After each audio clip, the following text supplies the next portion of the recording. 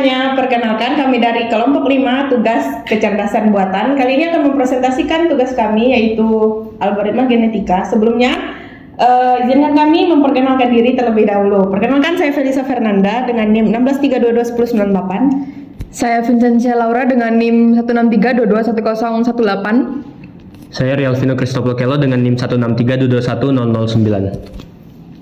Saya Sultan Gani Firmansyah dengan NIM 163221022. Berikut merupakan isi dari presentasi kami.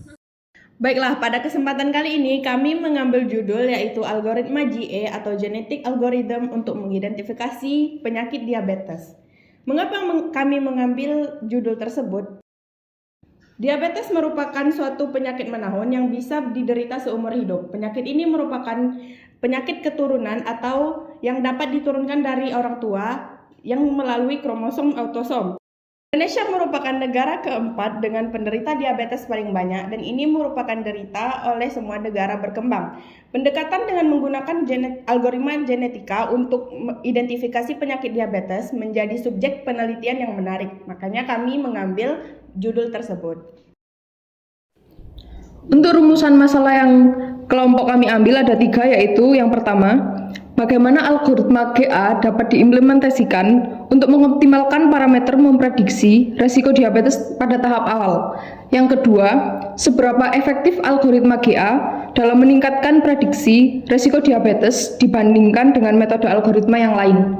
Dan yang ketiga, seberapa besar tingkat keakuratan algoritma GA dibandingkan dengan algoritma PSO yang telah kami coba dalam memprediksi resiko penyakit diabetes pada tahap awal.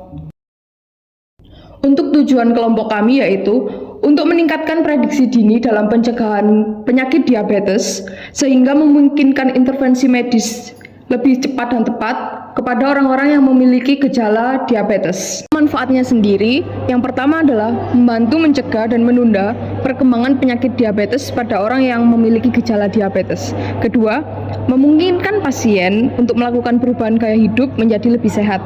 Yang ketiga, mengurangi resiko komplikasi yang lebih serius. Dan yang terakhir adalah meningkatkan kualitas hidup pasien. Baik, selanjutnya adalah tinjauan pustaka. Algoritma genetika itu pertama kali diperkenalkan oleh John Holland pada tahun 1970-an. GA menggunakan mekanisme evolusi seperti seleksi, crossover, dan mutasi. Nah, mekanisme lebih lengkapnya yaitu proses dimulai dengan inisialisasi populasi awal yang terdiri dari solusi-solusi yang dihasilkan secara acak. Setiap individu dievaluasi menggunakan fungsi fitness yang mengukur seberapa baik solusi tersebut dalam menyelesaikan masalah. Lalu individu dengan fitness terbaik dipilih untuk bereproduksi dan menghasilkan keturunan. Terjadi crossover atau dua individu dipilih dari bagian struktur mereka ditukar untuk menghasilkan individu baru atau keturunan. Lalu selanjutnya ialah mutasi. Perubahan acak diterapkan pada individu untuk menjaga keragaman genetik dalam populasi. Dan yang terakhir adalah iterasi. Langkah evaluasi, seleksi, crossover, dan mutasi diulang hingga kondisi penghentian terpenuhi. Misalnya jumlah generasi tertentu atau konvergensi fitness. Baik, di sini kita akan menjelaskan tentang programnya. Jadi pada beberapa line yang pertama, kita akan mengimport libraries terlebih dahulu seperti Pandas, NumPy, dan lain-lain. Kemudian kita akan membaca datasetnya yang telah disediakan, yaitu dataset tentang diabetes beserta dengan faktor-faktor yang menyebabkannya. Kemudian di sini kita akan memisahkan antara gender male dan gender female. Setelah itu kita bisa lanjut ke bawah untuk meng-split atau membagi data menjadi dataset untuk training dan testing dengan rasio 80 dibanding 20. Setelah itu kita akan mendefinisikan parameter dari genetic algorithmnya ini seperti population size, 6 generations, mutation probability, dan crossover probability. Setelah itu kita bisa membuat fungsi evaluate. Nah, gunanya fungsi evaluate di sini adalah untuk mengevaluasi individu berdasarkan subset fitur yang dipilih dan menghitung akurasi model. Kemudian setelah itu di sini kita akan mendaftarkan fungsi-fungsi evaluate tadi, evaluate, mate, mutate, dan select ke dalam toolbox untuk genetik algoritmnya. Setelah itu kita akan menjalankan program genetik algorithm. Setelah itu kita bisa mendapatkan best individual atau individu yang terbaik dari populasinya. Setelah itu kita akan membuat fungsi lagi, yaitu evaluate gender, di mana fungsi ini berguna untuk mengevaluasi individu berdasarkan subset fitur untuk data berdasarkan gender. Jadi setelah dipisahkan gender antara male dan female tadi, kita akan mengevaluasi individu untuk keduanya. Setelah itu kita akan mengkalkulasikan feature importance-nya yang akan ditampilkan pada plot grafiknya nanti. Nah, setelah itu kita akan membuat data frame untuk menyimpan fitur importance yang sudah dihitung tadinya. Setelah itu kita akan menyortir grafiknya berdasarkan yang tertinggi itu berada di atas dan yang terendah itu berada di bawah. Kemudian kita akan memplotting grafiknya menggunakan PLT ini, plt.figure, dan sampai seterusnya sampai plt.show. Oke, sekian dari penjelasan program. Oke, untuk hasil programnya di sini dapat kita lihat bahwa yang tertinggi di sini fitur importance-nya adalah age, kemudian diikuti oleh polyuria, polydipsia, polyphagia, itching, dan seterusnya.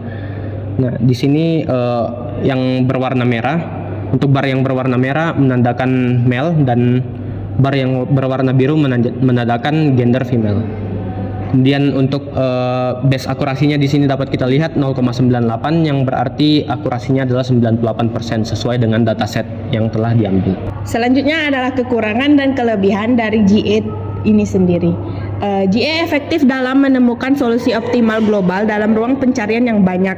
Lalu GA dapat digunakan untuk berbagai jenis data dan model. Lalu GA tidak memerlukan asumsi khusus tentang distribusi data dan tahan terhadap lokal minima. Setelah membahas kelebihannya, GA juga mempunyai kekurangan, yaitu menjadi sangat mahal secara komputasional, terutama untuk dataset yang besar. Kinerja GA sangat bergantung pada parameter yang dipilih, seperti ukuran populasi, tingkat mutasi, dan laju crossover. Yang terakhir, GA dapat membutuhkan banyak generasi untuk mencapai solusi optimal.